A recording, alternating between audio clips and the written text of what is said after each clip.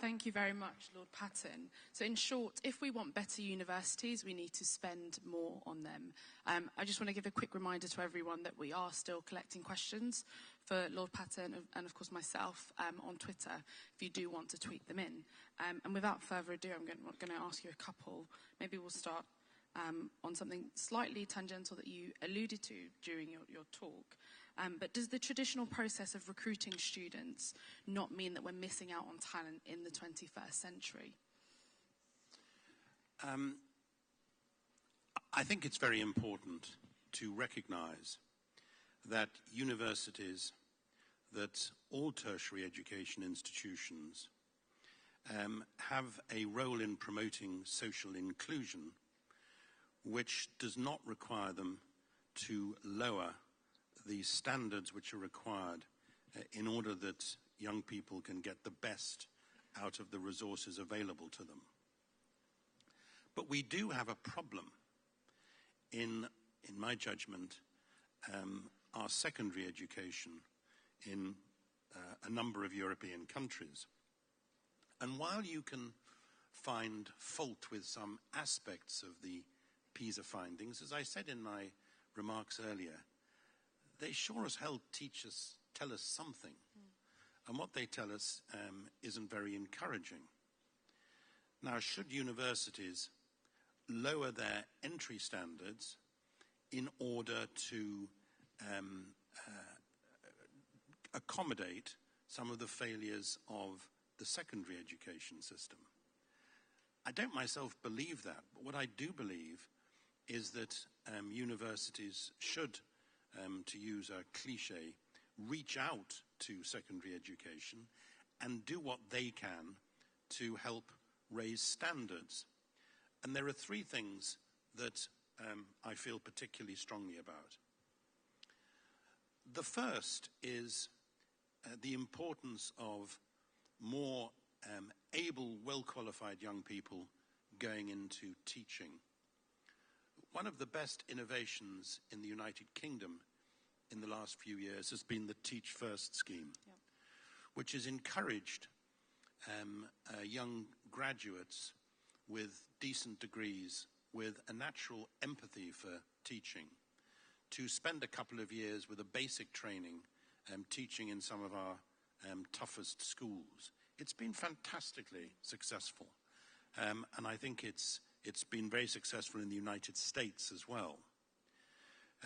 It's undoubtedly one of the contributory reasons why the standards of the poorest young people in London are now better than the average standards of all students in the rest of the country.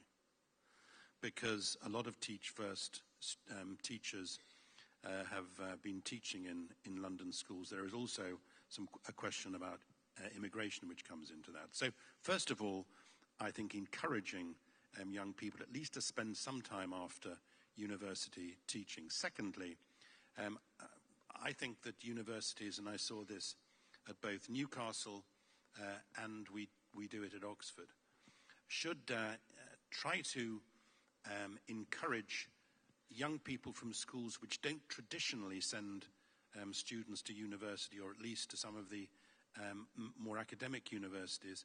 I think they need to work with them, summer courses, mentoring,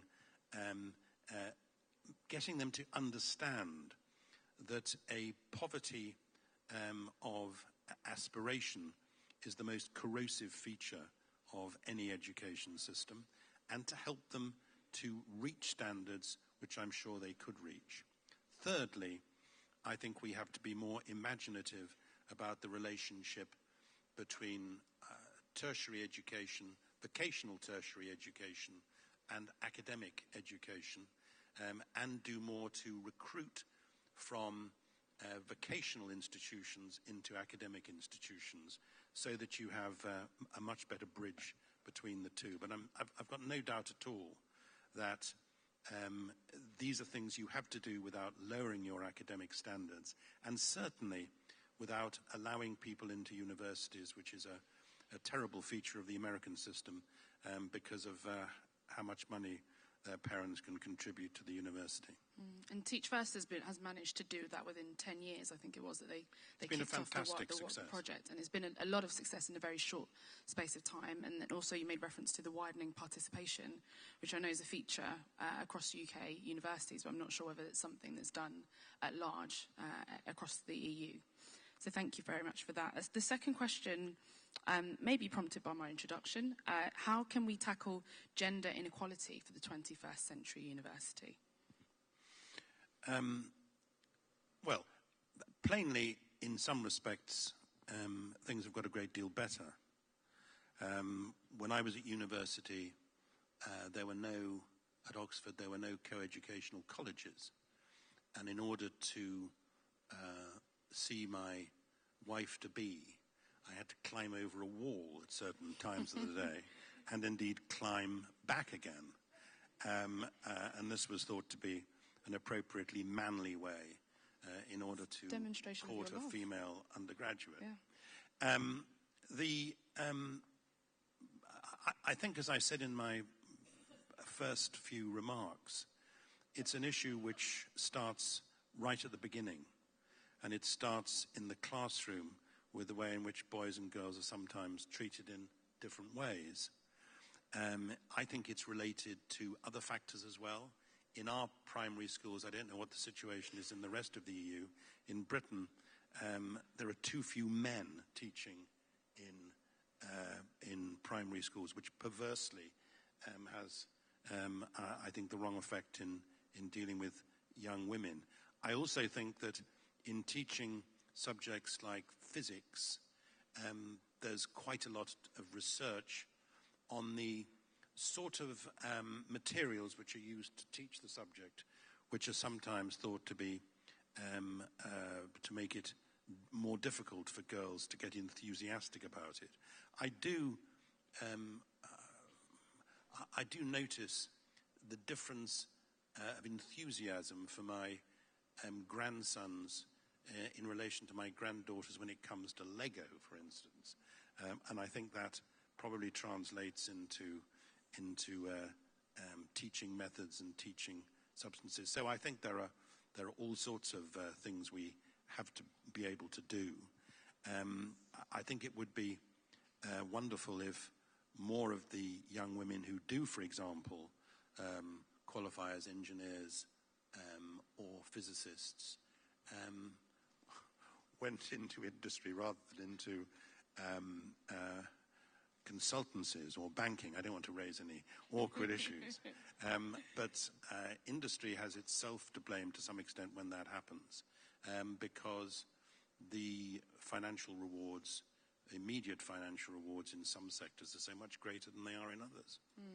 And some would also point as well to toys that we have for the girls, as you were talking about with the Lego and with the pink it, shrink it, kind of this genderizing of toys very early on. It's absolutely true. And as a society, us not calling it out when we need to. So definitely. Thank you. I think Lego, to be fair to Lego, which is an important part of my life, I think they've tried very hard themselves to deal with the gender issues, and they're not easy. It's not easy, no. And it is easy to stick to the kind of the usual marketing spiel of make it pink. Lego have released a female scientist minifigure as well in the last year that's done quite well. But I myself tried to go and buy, and it's quite difficult. Even if you are going to seek it out in a Lego store to find it, you have to spend about half an hour rubbing all the packages to see which one is the female scientist, which isn't ideal. So 2 more questions that I've got from Twitter, and then I'll open it out to the room. If we go back to the economy and the spending and the money and the finances that we should put behind universities, in terms of the reasoning why you're talking about usefulness and the justification of that, is it that we should invest in universities in order to catch up with others? You mentioned the US universities and such. Or is it that we should be investing in innovation, in educational methods, and in technology so we can differentiate ourselves from them? I think we should be investing in universities because we're European societies which pride ourselves on our values and our sense of liberal order. If we invested more in universities, I'm absolutely sure that would have consequences which would be economically beneficial. I think it would have consequences which would help to drive research and therefore innovation. But what bothers me, as I said in my remarks, is that we spend less than we should on universities and insist on justifying what we do spend on entirely economic grounds, some of which are frankly risible. I do recommend very much the book I mentioned by Alison Wolfe, the academic wife of the Financial Times economic journalist Martin Wolfe, on the relationship between the economy and education. It's one of the few serious books and readable books that I know on the subject, and it's pretty convincing. Okay. And a final one, I think we'll end up maybe just taking one from the floor, so get your hands ready. The final one from Twitter is, how does the challenge-based EU research programme Horizon 2020 fit in with the need for blue sky and basic research funding?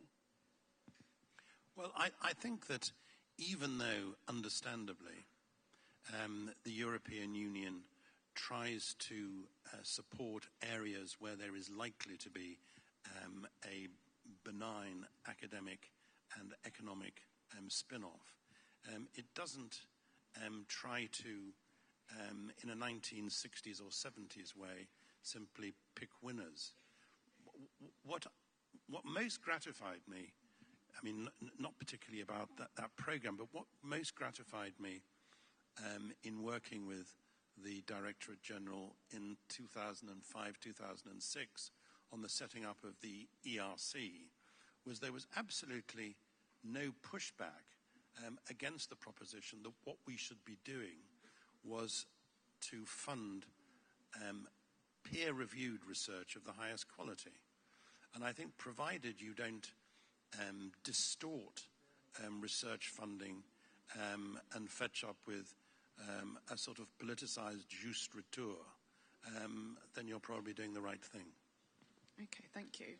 A final question from the audience, and a question rather than a comment, please. Can't Very see quick the question. audience. Oh, there we go.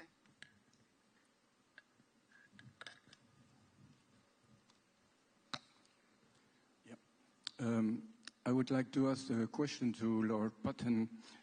When you were talking about civic humanism and the role of humanities, we are now confronted with technologies we are going too fast against what we can do with our humanities. There are black holes between very fast technologies, and for instance, the climate change challenge is a good example of what happens. We are confronted with this problem, but we cannot find good agreements, and so we have to fill up those black holes between technological progress and humanity progress, and that's maybe the big challenge. I think what you're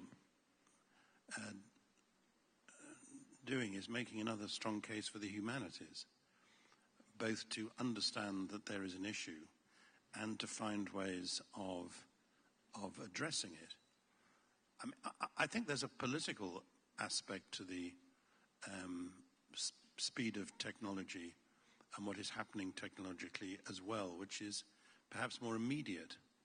And that is that while it's true that technology can be liberating and can make it more difficult, for example, for a regime to control information flow, technology also makes it possible for people to identify more and more simply with those who agree with them and to pursue more radicalized fundamental views of society. And I think that is a real problem on the campus and in society more generally.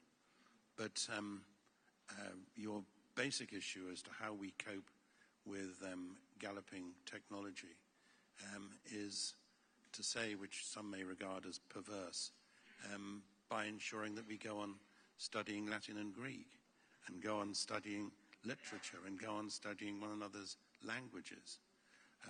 I was very struck by a lecture given recently by the mathematician Marcus de Sautoy, who's at Oxford our professor for the understanding of science, in which he, in relation to technological change in mathematics, he underlined the importance to him of the humanities in explaining what it was that he was doing and trying to do. And I think that's a sort of, that's a humanistic approach. That's a generous spirited approach, which we could do with more. Thank you very much. A great question, though. I think it is more about embracing both the humanities and the sciences and the social sciences in between, and not letting one run away whilst harming the other. It's definitely something to keep in mind. I think we've run out of time for questions at the moment. We've come up to 12:30. Thank you, everyone, and thank you, Lord Patten, for your lecture. Enjoy the coffee break. Thank you very much.